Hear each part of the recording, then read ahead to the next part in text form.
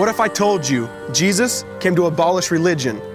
What if I told you voting Republican really wasn't his mission? What if I told you Republican doesn't automatically mean Christian, and just because you call some people blind doesn't automatically give you vision? I mean, if religion is so great, why has it started so many wars? Why does it build huge churches but fails to feed the poor? Tell single moms God doesn't love them if they've ever had a divorce, but in the Old Testament, God actually calls religious people whores. Religion might preach grace, but another thing they practice. Tend to ridicule God's people.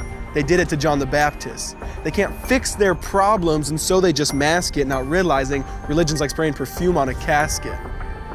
See, the problem with religion is it never gets to the core. It's just behavior modification, like a long list of chores.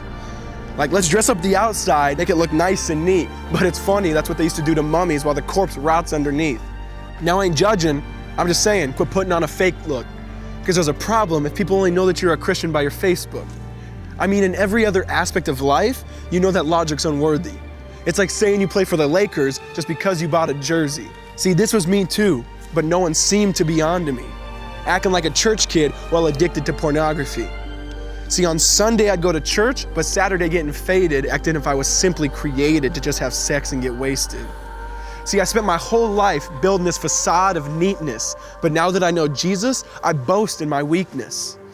Because if grace is water, then the church should be an ocean. It's not a museum for good people, it's a hospital for the broken. Which means I don't have to hide my failure, I don't have to hide my sin. Because it doesn't depend on me, it depends on Him. See, because when I was God's enemy, and certainly not a fan, He looked down and said, I want that man.